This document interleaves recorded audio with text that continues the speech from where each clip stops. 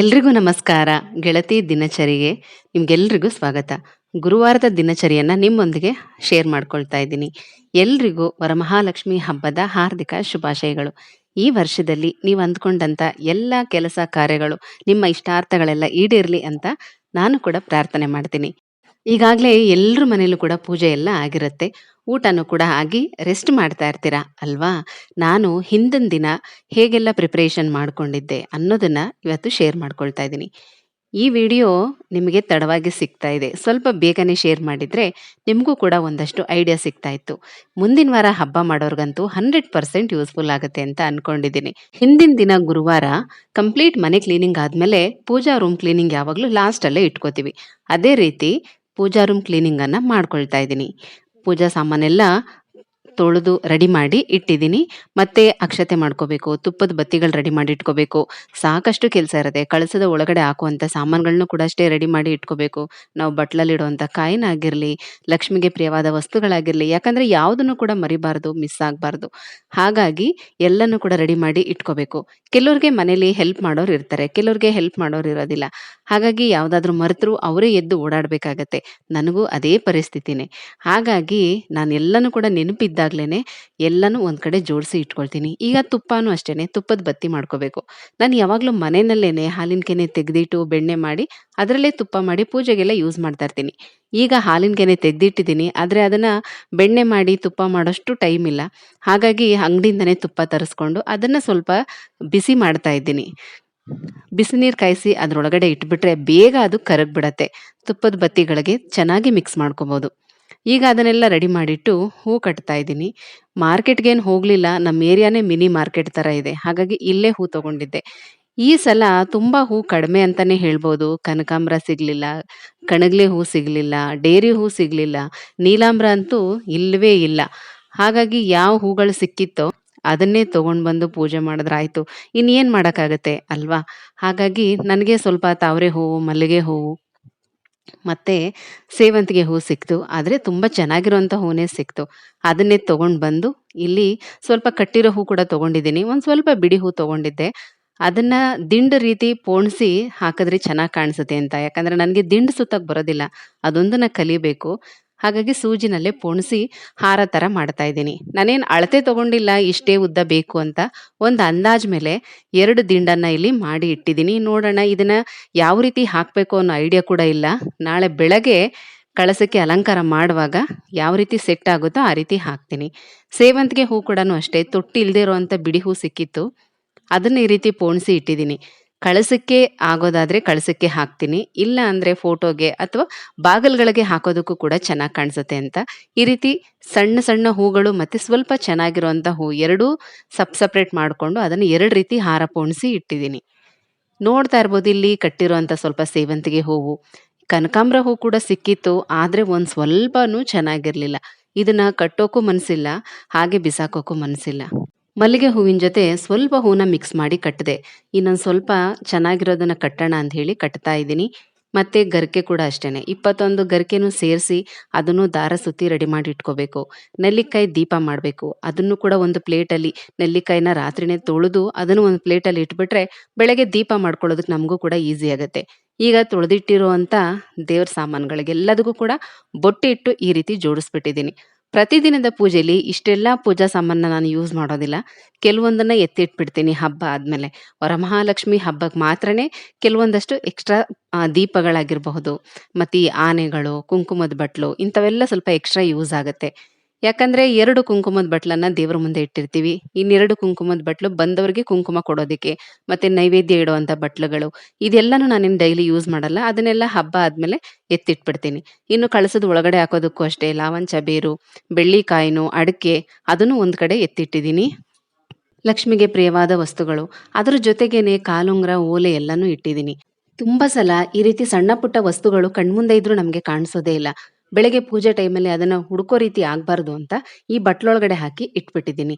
ಹಾಗೆ 33 ಕಾಯಿನು, ಮತ್ತೆ ಇಲ್ಲಿ ಮಡ್ಲಕ್ಕಿಗೂನು ಅಷ್ಟೇ ಕೊಬ್ಬರಿ, ಬೆಲ್ಲ, ಕೊಬ್ಬರಿ ಬಟ್ಲೊಳಗಡೆ ಡ್ರೈ ಫ್ರೂಟ್ಸು, ಮತ್ತೆ ₹11 ಕಾಣಿಕೆ ಇಡಬೇಕಲ್ಲ ಆ ದುಡ್ಡುನು ಕೂಡ ಅಷ್ಟೇ. ಯಾವುದಕ್ಕೂನು ಬೆಳಗ್ಗೆ ಒಂದು ಸಲ ನಾವು ದೇವರ ಅಲಂಕಾರಕ್ಕೆ ಕೂತ ಮೇಲೆ ಪದೇ ಪದೇ ಎದ್ದೇಳ್ಬಾರ್ದು. ಮತ್ತೆ ವಸ್ತುಗಳನ್ನ ಹುಡುಕಾಡೋ ರೀತಿ ಆಗ್ಬಾರ್ದು. ಅದಕ್ಕೋಸ್ಕರ ನಾನು ಈ ರೀತಿ ರೆಡಿ ಮಾಡಿ ಜೋಡಿಸಿ ಇಟ್ಕೊಂಡ್ಬಿಡ್ತೀನಿ. ಅಡುಗೆ ಮನೆಯಲ್ಲೇ ಒಂದು ಕಡೆ ಜೋಡಿಸಿ ಇಟ್ಕೊಂಡ್ಬಿಡ್ತೀನಿ. ಗೆಜ್ಜೆ ವಸ್ತ್ರ, ದೀಪದ ಬತ್ತಿ, ಮತ್ತೆ ತಟ್ಟೆನಲ್ಲೂ ಕೂಡ ಅಷ್ಟೇನೆ ಸೀರೆ, ಬ್ಲೌಸ್ ಪೀಸು, ಬಳೆ, ಅದ್ರ ಜೊತೆಗಿಡುವಂಥ ಕಾಣಿಕೆ ದುಡ್ಡು ಎಲ್ಲನೂ ಈ ರೀತಿ ಜೋಡಿಸಿ ಇಟ್ಟಿದ್ದೀನಿ. ಬ್ಲೌಸ್ ಪೀಸ್ ಕೂಡ ಅಷ್ಟೇ ನೆರಿಗೆ ತೆಗೆದು ಪಿನ್ ಹಾಕಿ ಸ್ವಲ್ಪ ಈ ರೀತಿ ಭಾರ ಇರುವಂಥ ವಸ್ತು ಕೆಳಗಡೆ ಇಟ್ಟರೆ ಚೆನ್ನಾಗಿ ಸೆಟ್ ಆಗುತ್ತೆ ಅಂತೇಳಿ ಆ ತಟ್ಟೆ ಕೆಳಗಡೆನೆ ಇಟ್ಟಿದ್ದೀನಿ.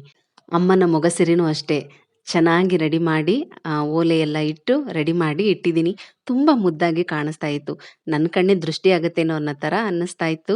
ಹಾಗೆ ಕಳಸಕ್ಕೆ ತೆಂಗಿನಕಾಯಿ 2 ತೆಂಗಿನಕಾಯಿ ಇಟ್ಟಿದ್ದೀನಿ. ಯಾವುದು ಸರಿ ಹೋಗುತ್ತೋ ಅದನ್ನು ಕಳಸಕ್ಕೆ ಇಡ್ತೀನಿ. ಇನ್ನೊಂದು ಪೂಜೆಗೆ ಒಡೆಯೋದಕ್ಕಾಗತ್ತೆ. ಹಾಗಾಗಿ ಈ ರೀತಿ ಇದಿಷ್ಟನ್ನು ಕೂಡ ರೆಡಿ ಮಾಡಿ ಇಟ್ಟಿದ್ದೀನಿ. ಇನ್ನೂ ಇದರಲ್ಲಿ ಕೆಲವೊಂದು ಐಟಮ್‌ನ ಮರ್ತಿದ್ದೀನಿ ಅನ್ನಿಸ್ತಾ ಇದೆ. ನಾನು ತಟ್ಟೆ ಜೋಡಿಸುವಾಗ ನೆನಪು ಮಾಡಿಕೊಂಡು ಅದನ್ನೆಲ್ಲ ಕೂಡ ಜೋಡಿಸ್ಕೊಳ್ತೀನಿ. ಈಗ ರಾತ್ರಿಗೆ ನೋಡಿ ದೇವ್ರ ಮನೆ ಈ ರೀತಿ ರೆಡಿ ಮಾಡಿ ಬಿಟ್ಟಿದ್ದೀನಿ. ಫೋಟೋ ಎಲ್ಲ ಒರೆಸಿ, ಬೊಟ್ಟಿಟ್ಟು, ಗೆಜ್ಜೆ ವಸ್ತ್ರ ಎಲ್ಲ ಏರಿಸಿ ರೆಡಿ ಮಾಡಿ ಇಟ್ಟಿದ್ದೀನಿ. ಇನ್ನು ಮಿಕ್ಕಿದ್ದೆಲ್ಲ ಬೆಳಗ್ಗೆ ನಾನು ಜೋಡಿಸ್ಕೊಳ್ತೀನಿ. ಇದು ನಾನು ಬೆಳಗ್ಗೆ ಉಟ್ಕೊಳ್ಳುವಂಥ ಸೀರೆ. ರೇಷ್ಮೆ ಸೀರೆನೇ. ಆದಷ್ಟು ಲಕ್ಷ್ಮೀ ಪೂಜೆಗೆ ಈ ರೀತಿ ರೇಷ್ಮೆ ಸೀರೆ ಉಡೋದು ತುಂಬಾ ಒಳ್ಳೆಯದು.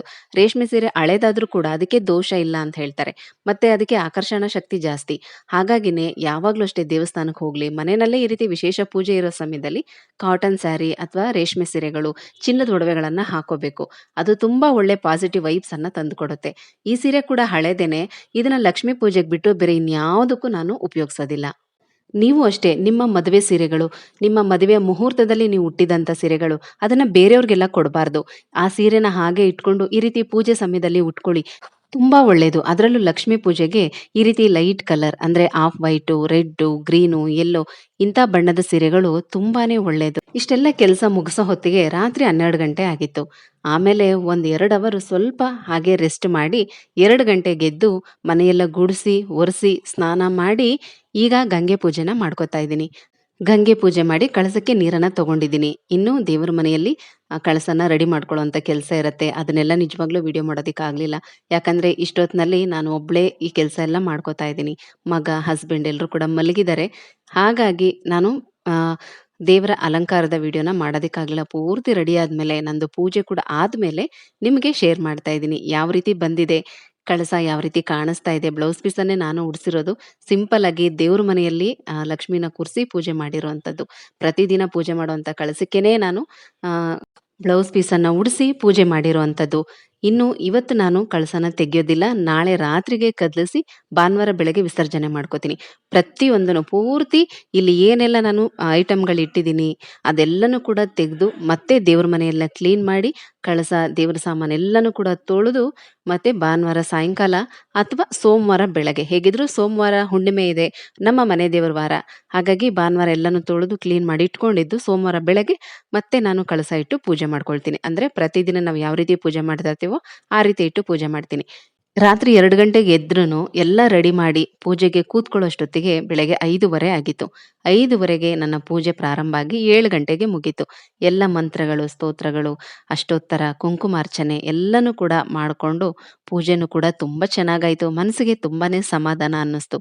ಬೆಳಗ್ಗೆನೆ ಪೂಜೆ ಎಲ್ಲ ಮಾಡಿ ಮನೆಯವರೆಲ್ಲರ ಜೊತೆಯಲ್ಲಿ ಆರತಿ ಎಲ್ಲನೂ ಮಾಡಿ ಕೆಂಪಾರತಿ ಕೂಡ ಮಾಡಿ ಇಟ್ಬಿಟ್ಟಿದ್ದೀನಿ. ರಾತ್ರಿಗೆ ಅಂದ್ರೆ ಎಲ್ಲರೂ ಕೂಡ ಬಂದು ಹೋದ್ಮೇಲೆ ಮತ್ತೆ ಇನ್ನೊಂದ್ಸಲ ಕೆಂಪಾರತಿ ಮಾಡಿ ಆ ನೀರನ್ನ ಹೊರಗಡೆ ಚೆಲ್ತೀನಿ. ತುಂಬಾ ಜನ ಹೊರಗಡೆ ಅಂದ್ರೆ ಎಲ್ಲಿ ಚೆಲ್ಲಬೇಕು, ನಾವು ಗಿಡಗಳು ಪಾಟ್‌ಗಳು ಇಟ್ಟಿದೀವಲ್ಲ ಅಲ್ಲೇ ಹಾಕ್ಬೋದಾ ಅಂದ್ರು. ಆ ರೀತಿ ಹಾಕ್ಬೇಡಿ. ನಿಮ್ಮ ಮನೆ ಹೊರಗಡೆ ಗೇಟ್ ಆಗಿರ್ಲಿ ಅಥವಾ ನೀವು ಹೊರಗಡೆಯಿಂದ ಒಳಗಡೆ ಬರುವಾಗ ಎಂಟ್ರನ್ಸ್ ಏನಿರುತ್ತೆ ಅಲ್ಲಿ ಹಾಕ್ಬೇಕು. ಅದನ್ನ ಯಾರಾದ್ರೂ ತುಳಿತಾರೆ ಅಂತ ಅನ್ಕೊಳ್ತೀರಾ? ಯಾರು ಕೂಡ ತುಳಿಯೋದಿಲ್ಲ. ಎಲ್ರಿಗೂ ಗೊತ್ತಿರುತ್ತೆ. ಹಬ್ಬ ಮಾಡಿರ್ತಾರೆ. ಲಕ್ಷ್ಮಿಗೆ ದೃಷ್ಟಿ ತೆಗೆದು ಹಾಕಿರೋದು. ತುಳಿಬಾರ್ದು ಅನ್ನೋದು ಎಲ್ರಿಗೂ ಗೊತ್ತಿರುತ್ತೆ. ಅದನ್ನ ದಾಟ್ಕೊಂಡೇ ತಿರುಗಾಡ್ತಾರೆ. ಯಾಕಂದ್ರೆ ದೃಷ್ಟಿ ತೆಗ್ದಿರೋ ನೀರನ್ನ ಮನೆ ಹತ್ರನೇ ಪಾಟಲ್ಲಾಗ್ಲಿ, ಮನೆ ಒಳಗಡೆ ಆಗ್ಲಿ ಚೆಲ್ಕೋಬಾರ್ದು. ಹಾಗಾಗಿ ಹೊರಗಡೆ ಹಾಕೋದು ತುಂಬಾನೇ ಒಳ್ಳೇದು. ಇವತ್ತೇ ಕಳಸವನ್ನ ಕದಲಿಸುವಂಥವ್ರು ಎಷ್ಟು ಗಂಟೆಗೆ ಕದಲಿಸ್ಬೇಕು, ಆನಂತರ ನಾಳೆ ಎಷ್ಟು ಗಂಟೆಗೆ ವಿಸರ್ಜನೆ ಮಾಡಬೇಕು, ಆನಂತರ ಅಲ್ಲಿಟ್ಟಿರೋ ವಸ್ತುಗಳನ್ನೆಲ್ಲ ಯಾವ ರೀತಿ ಮತ್ತೆ ಉಪಯೋಗಿಸ್ಕೋಬೇಕು, ಇದೆಲ್ಲದ್ರ ಬಗ್ಗೆ ಮುಂದಿನ ವಿಡಿಯೋದಲ್ಲಿ ಮಾಹಿತಿಯನ್ನ ತಿಳಿಸ್ತೀನಿ. ಅಂದ್ರೆ ಆ ವಿಡಿಯೋ ಕೂಡ ನಿಮಗೆ ಇವತ್ತೇ ಸಿಗುತ್ತೆ. ಹಬ್ಬಕ್ಕೋಸ್ಕರ ಹಿಂದಿನ ದಿನದ ನನ್ನ ತಯಾರಿ ಹೇಗಿತ್ತು, ನಮ್ಮ ಮನೆಯ ಸರಳವಾದ ಲಕ್ಷ್ಮೀ ಪೂಜೆ ನೋಡಿದ್ರಲ್ಲ, ನಿಮ್ಗೆ ಏನ್ ಅನ್ನಿಸ್ತು ಅನ್ನೋದನ್ನ ತಪ್ಪದೆ ಕಮೆಂಟಲ್ಲಿ ತಿಳಿಸಿ. ಇನ್ನೂ ಯಾರಾದರೂ ನಮ್ಮ ಚಾನಲನ್ನು ಸಬ್ಸ್ಕ್ರೈಬ್ ಮಾಡಿಲ್ಲ ಅಂದ್ರೆ ಸಬ್ಸ್ಕ್ರೈಬ್ ಮಾಡಿ, ಸಪೋರ್ಟ್ ಮಾಡಿ. ಮುಂದಿನ ವಿಡಿಯೋದಲ್ಲಿ ಮತ್ತೆ ಸಿಗ್ತೀನಿ. ಹೋಗ್ಬರ್ಲಾ?